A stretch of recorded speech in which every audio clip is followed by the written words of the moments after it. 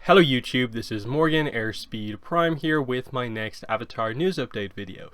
This time out there's sort of two pieces of news here. The first is basically that it seems like there's not going to be any Avatar stuff at San Diego Comic-Con this year. And then the second piece of news is that we have, I suppose, the finalized cover, a delay and proper preview pages for the Avatar Cookbook, which we learned about a while ago. We had sort of placeholder images for it, but now we have finalized imagery, so we can take a look at that as well. But we'll start with the Comic-Con news, since I think that's sort of the more kind of important thing. People were maybe expecting, including myself, for there to be something perhaps, but looking through the schedule here, it's finally gone up, even though the event is only like a week or so away. It took a really long time for this to actually go live. But you can see here, July 21st to the 24th, 2021. You have a few things on like Wednesday, a few things on Thursday, but basically it's still the usual Friday, Saturday, and Sunday event. Now, I didn't look through every single one of these things, but you know, a basic search for Avatar, which I assume at Avatar Studios would be a thing, didn't come up anything. So there's no Avatar Studios panel, nor is there any Dark Horse Abrams Books publishing panel like we've had before. So they're not even doing the sort of stock panel they've done the last couple of years, which I find actually quite interesting, that they've just decided to just do nothing rather than do at least something, just to sort of keep, I suppose, the hype going, keep Avatar in people's minds, and to just go like absolutely nothing. I suppose it speaks to the idea of just they feel it is a little bit too early to talk about anything, I guess, or whatever plan for releasing news they have doesn't necessarily involve Comic-Con, especially, I suppose, when it is a Comic-Con at home, because it looks like a few kind of the things you'd usually expect to be at Comic-Con have sort of skipped out this year just because it is a Comic-Con at home, and there doesn't look to be as many like huge blowaway panels, but you know, it obviously depends on what you're interested in. Like, I only really noticed a couple that kind of piqued my own interest, but you know, we'll just take a look through, because there's a few things that like are kind of interesting to consider here. The first one that I saw was this one, the Paramount Plus peak animation with the Star Trek universe. Harper House and Stephen Colbert presents Tuning Out the News. Just the idea that like it's a Paramount Plus animation panel. Now, if you read the description, it pretty much seems to focus in on the Star Wars shows that they Star Trek shows that they have coming out, and it doesn't really look like there's all that much room to do other stuff. The other thing I'd say on this is just that because Avatar Studios was specifically announced as its own studio, I think it would probably get a panel of its own, in that I think for me, like when I picture the first proper big announcement for Avatar Studios, I do sort of picture like it almost getting a sort of presentation of its own, where they talk about, you know, their publishing lineup as well as their first lineup of shows, rather than just announcing one project. It feels like they're going for broad in the scope, so multiple announcements would be the way to go, and it doesn't look like anything we have here really resembles that. So there's that. Now, there's stuff like this where, you know, you can see they talk about like there's a Dragon Ball you know, panel that looks like they're going to announce stuff about the next Dragon Ball movie. That's kind of a kind of big panel. You've got a lot of the usual stuff like the toy panels and stuff like that, and so McFarlane do have a panel, so maybe that might be where we hear about the 7-inch Avatar figures, as well as maybe that statue that we heard about. So, you know, there might be stuff that happens to like coincide with the event, rather than there being like the big Avatar stuff. So Avatar products, announcements may end up sort of like coming out over the course of the event, even if we don't necessarily have a panel. So there's that. The Star Wars High Republic panel obviously is one that kind of interests me. I'm probably going to check that out, because it looks like they're going to reveal the next wave of books and so on. But other than that, like, there's not really a lot going on here. The only other thing that I wanted to sort of point out was the Dragon Prince.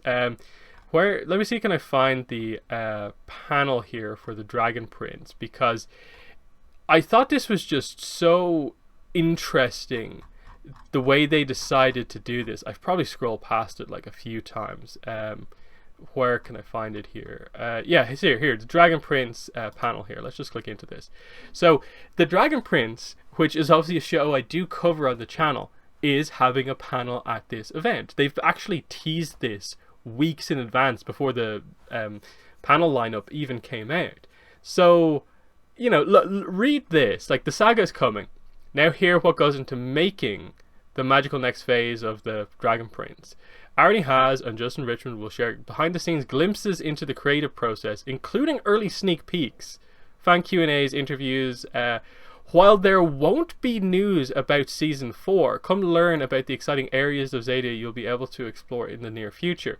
It's such a weird description of a panel where if you took out while there won't be news about Season 4, literally them saying that, it would lead you to believe that, okay, it's maybe not the big news about Season 4, but they are talking about, like, effectively Season 4 onwards. So what are they talking about here? This is a really weird way to set expectations, where, like, your whole panel here is, you know, the rest of the show is coming. Hear about us making what's next. Here's the areas you'll see next. So are they basically just trying to create the distinction between sort of like, we're going to show you pieces of concept art, but you won't see a trailer and you won't see a release date? Because I think that's probably what they're setting expectations for, is just that it's been so long since the last season of Dragon Prince, that obviously you having a panel at a Comic-Con, absolutely people would expect trailer release date for Season 4. And they're really being aware that, like, oh, we don't want to be talking about that.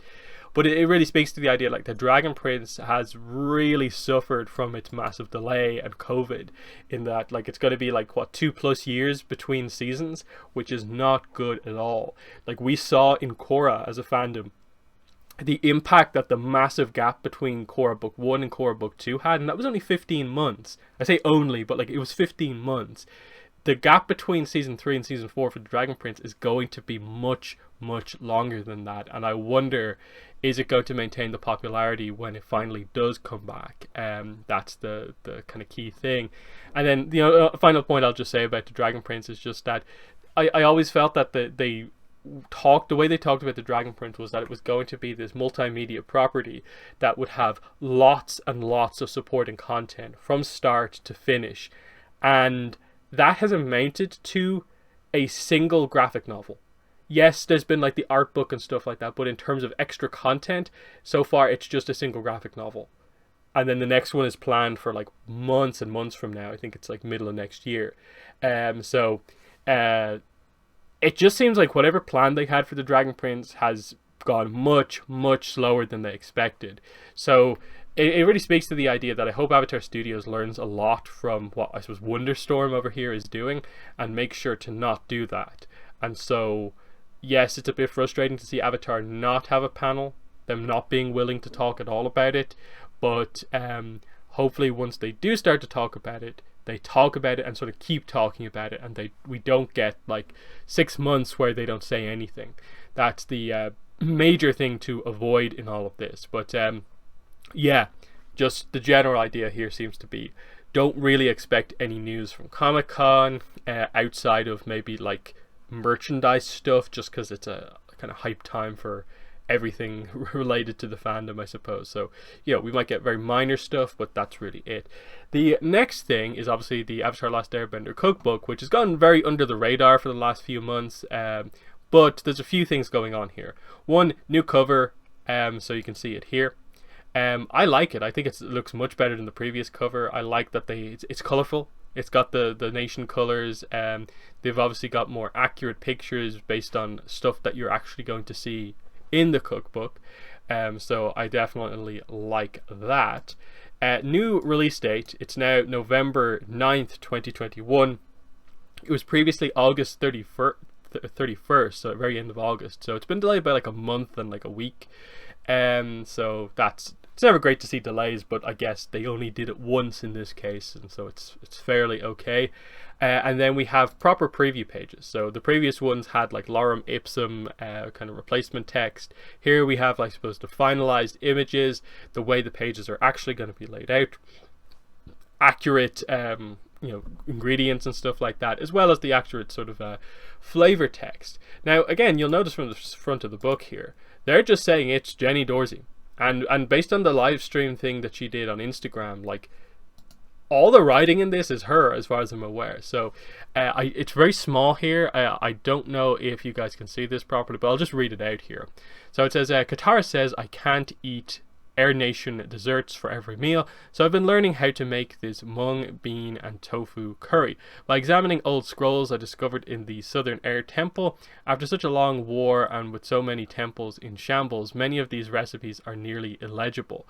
With everyone gone, I can't ask for help, so this pressure of legacy rests on me. This version is the closest I've been able to get to the curries I remember. I hope it does my past airbenders justice. I think some of the wording there is a little bit weird. You can tell that they're trying to only vaguely tap into stuff that relates to Aang that makes sense, because they're very cautious about like making just something sound, I suppose, too silly and out there. Next one, Monk Gyatso's fruit pies. I don't know if I'll ever be able to make my fruit pies as ooey gooey as Monk Gyatso's, but I think I'm getting pretty close. The trick to the texture is to really airbend the egg whites until they form furry peaks. I like to think of them as sweet replicas of the Kalau mountains near Omashu. My favorite flavor is purple, but since Monk Gyatso's was always red, I serve them both regularly at the Southern Air Temple. Taking a bite, I served them both regularly at the Southern Air Temple. Okay. Taking a bite of these special pies always brings back such fond memories of my beloved mentor. That's an interesting one. I serve them both. Like, he does that in the present day. So I wonder, like, is there something at the start of this book where they established that, like, this is being written like post series, so like Aang has actually gone back to the Southern Air Temple or something like that, but I don't know. But either way, like that's a pretty accurate looking kind of fruit pie thing. So if you're interested in making it, I suppose there you go. Next up, Yue's mooncakes. After Princess Yue's great sacrifice to save the moon spirit and restore balance to the world, the Northern Water tribes developed a special dessert to honor her life. These gracefully sweet cakes are meant to be consumed with the same love and tenderness that Yue showed to everyone while she was still with us. They are made from some of Yue's favorite roots and seeds, all growing abundantly in the Spirit Oasis waters, and encased in a beautiful jade skin like the gentle light she shines upon us, Sokka. So it's like, I get it. That doesn't particularly read like it's in like Sokka would say that or write that not necessarily, but okay, it's an attempt to link everything together. It's good. Jasmine green tea. This is, I suppose, going to be one of the things people are actually interested in here. Iroh teas. Achieving balance in this tea is what makes it really shine by bringing together different expressions of jasmine as fragrant flowers. Also naturally infused into rolled green tea leaves, this tea maintains its gentle nature while being strong enough to stand alone and stand out. After all, there is a reason I named my shop after it. It is a reminder of the very nature of life. Where there is balance, there is peace. Iroh. Okay. Sizzle crisps. Sizzle crisps have been my favorite afternoon snack since my childhood. Everyone has their favorite street vendor, each with wilder and wilder tastes of how their version is somehow spicier than the next. I'm not the trendy type, so I stick with the classic peppery, but nothing at the level of those now nicknamed Dragon's Breath after my uncle.